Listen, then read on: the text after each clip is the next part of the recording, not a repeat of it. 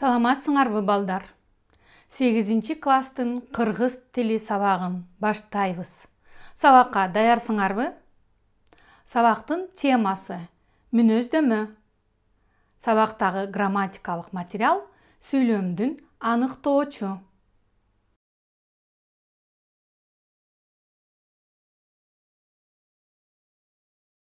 Бүгүн сабакта иш кагаздарынын ичинен мүнөздөмө менен таанышып, мүнөздөмө кандай жазылаарын билесиңер. Мүнөздөмө жазганга машыгасыңар. Аныктоочту туура колдонуп, мүнөздөмөнүн структурасы боюнча классташыңарга мүнөздөмө бергенге үйрөнөсүңөр.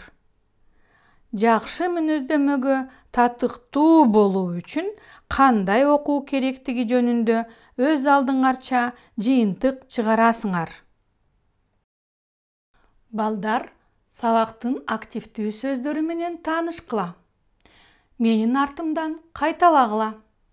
Иш кагаздары. Иш кагаздары. Иш кагаздарына кол коюлат. Мекеме деген сөз. Мекеме. Мекемелер тарабынан жүргүзүлүүчү иш кагаздары. Жетекчи. Бул сөздү силер жакшы билесиңер. Класс жетекчиңер бар. Жетекчи. Мөр. Мөр. Артыкчылык.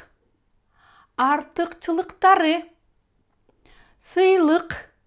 Сыйлыктары. Мүнөздөмө. Бул сөздү жакшы билебиз. Мүнөздөмө иш кагаздын түрү. Мүнөздөмө адамды мүнөздөйт. Кандай окуучу? Жакшы окуучу. Кандай окуучу? Мыкты окуучу. Иш кагаздарынын стилдерине көңүл бургула. Иш кагаздарынын стили 2 түргө бөлүнөт. Расмий иш кагаздары, расмий эмес же канцелярдык иш кагаздары. Биринчи түрүн карайбыз. Расмий иш кагаздарынын мисалдарын көрүп турасыңар. Бул документтердин кайсынысын билесиңер?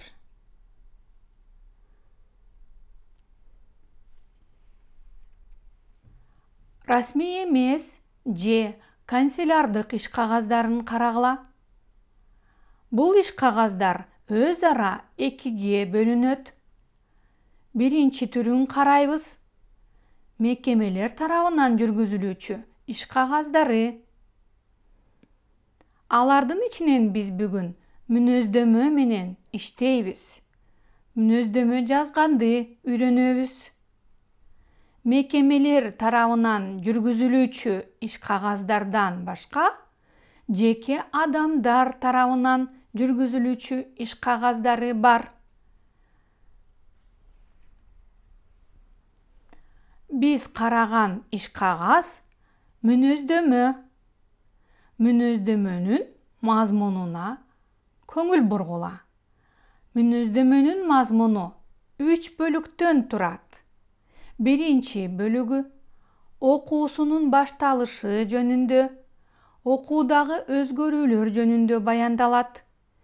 Кимге мүнөздөмө берилсе, ошол окуучу жөнүндө баяндап баштайт.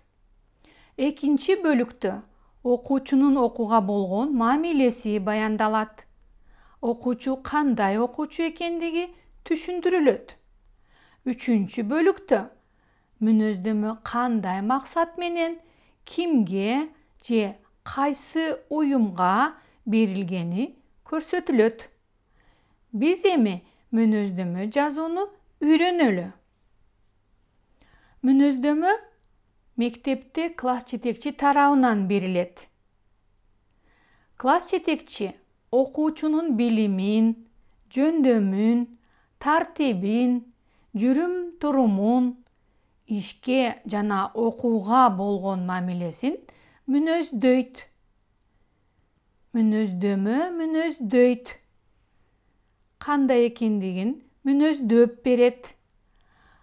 мектептен тышкары дагы мүнөздөмө колдонулат.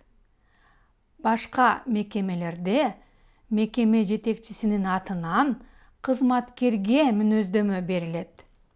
Кызматкердин билими, жөндөмдүүлүгү, тартиби, жүрүм-туруму, ишке болгон мамилеси мүнөздөлөт.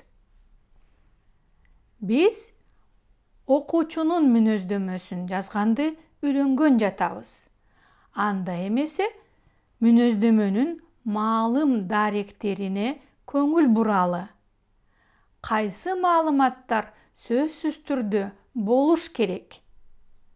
6 маалымат. Биринчиси, мүнөздөмө алуучу жөнүндө маалымат. Анын аты жөнү, бул фамилиясы, аты, атасынын аты. Анын туулган жылы, улуту, билими, кайсы мектепте окуганы жазылат. Экинчи маалымат. Бул окуучунун билими, жөндөмү, тартиби, жүрүм-туруму, окууга кылган мамилеси жөнүндө баяндалат. Үчүнчү маалымат. Класс жетекчисинин аты жөнү жазылып, ал кайсы предметтен окутканы көрсөтүлүп, колу коюлат. Андан сырткары мектептин директорунун колу коюлат. Анын дагы аты жөнү жазылат. Бешинчи маалымат. Мүнөздөмөнүн берилген күнү. Алтынчы маалымат. Ошол мектептин мөөрү коюлат. Демек биз ушул маалыматтарды көрсөтүп, мүнөздөмө жазганды үйрөнөбүз. Ал үчүн мүнөздөмөнүн текстин окуйбуз. Мүнөздөмөнүн текстин мени менен кошо окугула. Окуп жатып, мүнөздөмөнүн мазмунун 3 бөлүккө ажыраткыла. Мүнөздөмөгө тиешелүү кайсы маалым даректер бар? Карагыла. Үлгүгө көңүл бөлгүлө.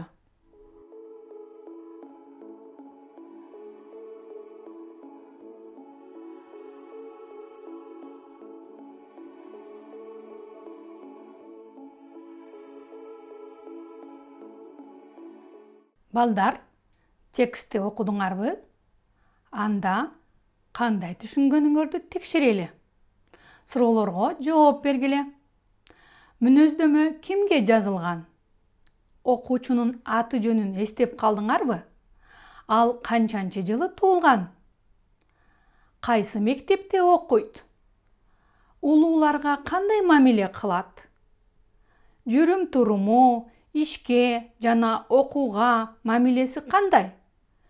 Мүнөздөмөдө дагы кайсы маалыматтар жазылган? Мына ушул суроолорго ойлонуп жооп беребиз. Мүнөздөмө кайсы бөлүктөрдөн турат? Эстейбиз. Ал 3 бөлүктөн турат деп айтканбыз. Биринчи бөлүктү Мусаев Таалай мектепте 2012 жылдан бери окуйт деп кыскача бердик. Демек, ал окуусунун башталышы жөнүндө маалымат берилди. Ал эми экинчи бөлүктө Таалайдын окуусу кандай болуп жатканы, ал кандай окуучу экени, кандай аракеттерге, кандай жүрүм-турумга ээ экендиги кенен кесири баяндалды. Экинчи бөлүк чоң бөлүк. Ал эми үчүнчү бөлүк болсо мүнөздөмө кайсы тарапка берилип жатканы жөнүндө айтылды. Мусаев Таалайга шаардык сынакка катышуу үчүн берилген экен. Эми көңүл бурсаңар, мүнөздөмөдө кандай маалыматтар камтылганына токтолобуз. Биз силер менен 6 маалымат сөзсүз түрдө камтылыш керек деп айтканбыз. Анда эмесе мүнөздөмөнүн текстине дагы бир жолу көңүл буруп карап, ошол 6 маалыматты издеп чыккыла. Силерге убакыт берем.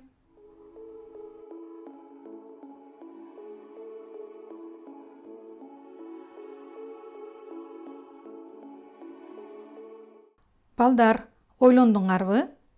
Мүнөздөмөгө керектүү 6 маалыматты тең таба алдыңар деп ойлойм. Биринчи маалымат – мүнөздөмө алуучу жөнүндө маалымат.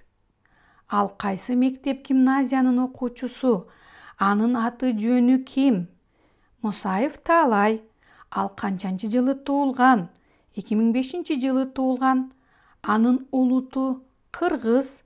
Мына ушул маалыматтар биринчи маалымат болчу. Экинчи маалымат кайсы? Билими, жөндөмү, тартиби, жүрүм-туруму, ишке жана окууга мамилеси жөнүндө маалыматтар болчу. Ал маалыматтарга дагы көңүл буруп карайлы. Мусаев Таалай мектепте 2012 жылдан бери окуйт. Ал 8 классынын эң жакшы окуган окуучуларынын бири. Анын жакшы көргөн сабактары физика, математика. Таалай көп окуйт, абдан аракетчил. Анын мүнөзү жумшак, токтоо, улууларды жана классташтарын абдан сыйлайт. Бош убактысында музыка менен алектенет, спортко кызыгат. Таалай эмгекчил жана башкаларга жардам көрсөтүүгө даяр. Бул Таалай жөнүндө кенен кесири маалымат болду. Ал эми 3-чү маалымат кайсы? 4-чү, 5-чи жана 6-чы маалымат кайсы? Ушул маалыматтар биздин мүнөздөмөдө барбы? Көңүл бурабыз. Класс жетекчиси менен мектеп директору жөнүндө маалыматтар жана алардын колу коюлган саптар. Бул биздин керектүү маалыматтар. Андан сырткары берилген күнү коюлуптур. 2020 жылдын 19 сентябрында берилген. Эң артында мектептин мөөрү коюлат экен. Демек, балдар, биз мүнөздөмө жазуудагы бардык маалыматтарды көрө алдык бул тексттен. Өзүбүздүн маалыматыбыз толук болсун жана классташыбыз жөнүндө маалыматты толук үйрөнүп, ал жөнүндө мүнөздөмө жазууга үйрөнүш үчүн биз машыгабыз. Алгач мугалим эжейдин мүнөздөмөсү кандай экенине көңүл бурабыз. Мен силерге берген диалогту өз алдыңарча окуп чыгып, толуктагыла. Сүйлөмдү толуктап отуруп, силер мугалим эжейдин мүнөздөмөсүнө көңүл бурасыңар.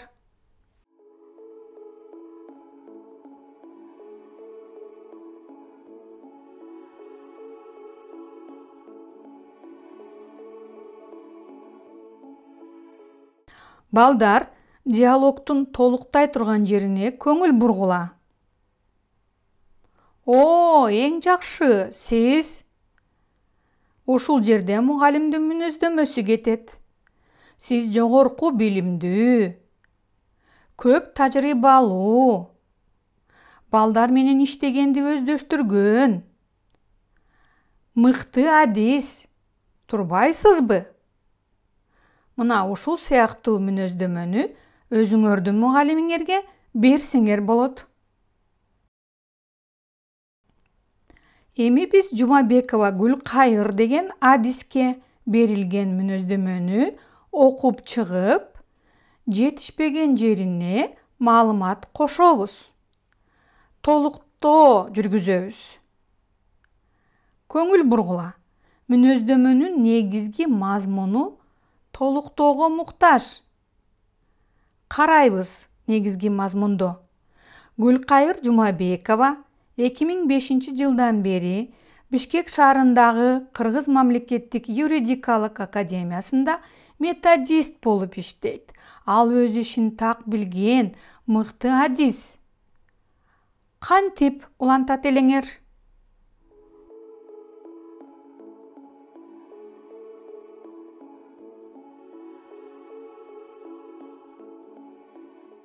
Балдар, биз сабактын аягында эң мыкты, ийгиликтүү, сабаттуу мүнөздөмө жазууга машыгып үйрөнүп жатабыз. Ал эми сүрөттө мындай адамдар да болот. Сүрөт боюнча кырдаалдуу диалог түзгүлө. Ойлонгула, бул кандай адам? Ага мүнөздөмө түзгүлө.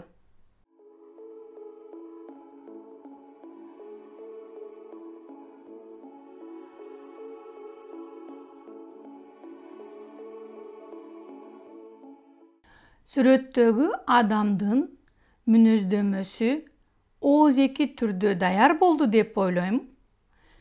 Биз бул адамга мүнөздөмө берип жатып, ар бир мүнөздөмө оң жазылбай турганына көңүл бурдук. Адамдын сапаттары терс сапат болгон учурда мүнөздөмөдө ал жөнүндө көрсөтүлөт. Эми текст окугула, мазмуну боюнча мүнөздөмө жазгыла. Менин курбум Асанова Гүлмира. Биз 8-класста бирге окуйбуз. Анын мүнөзү мага жагат. Ал назик, сымбаттуу, жылдыздуу, адамгерчиликтүү, ишенимдүү жана шайыр кыз. Класстын мыкты окуучусу. Сабактан кийин китепканага барып, керектүү китептер менен иштейт.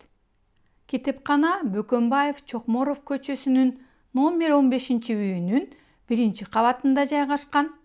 Ал эми Гүлмира 2-кабатында жашайт. Кээде убакыт өткөнүн байкабай, түнү бою китеп окуйт. Бош убактысында ата-энесине жардам берет, эс алууга да убакыт бөлөт. Биз аны сыйлайбыз. Ушундай курбу күткөнүмө сыймыктанам. Балдар, курбубуз жөнүндө айтылган текст, ал жөнүндө жазылган мүнөздөмө менен дал келеби? Бардык маалыматтарды мүнөздөмөгө киргизе алабызбы? Ойлонобуз, кайсы маалыматтарды мүнөздөмөгө киргизебиз? Ал эми кайсы маалыматтарды мүнөздөмөгө киргизүүгө болбойт? Мисал үчүн, анын мүнөзү мага жагат деген сүйлөм. Тексттин авторунун сезимин, тексттин авторунун позициясын билдирген сүйлөм мүнөздөмөгө киргизилбейт. Демек, бул тексттеги айрым бир сүйлөмдөр мүнөздөмөгө кошулбайт экен. Ойлонуп, кайсы сүйлөмдөрдү кошоруңарды чечкиле.